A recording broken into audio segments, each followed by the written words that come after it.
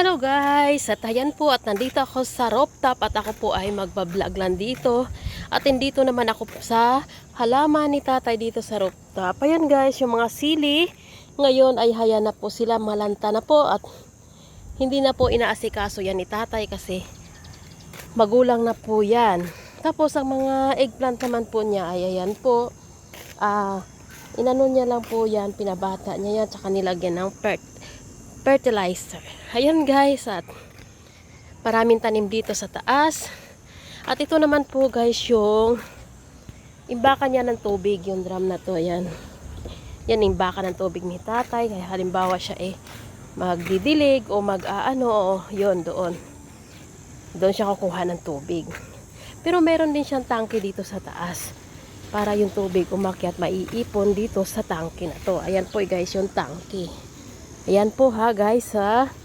At ayan po, mayroon pong lamesa dito. Kasi po nung nakaraan, nag-ano sila dito sa taas, nag-swimming. Nilagyan po ng swimming pool to na, yung swimming pool lang po na maliit. Tsaka dito sila nag-swimming. Ayan po guys, hanggang dito na lang. Maraming salamat sa mga suporta nyo. Bye-bye!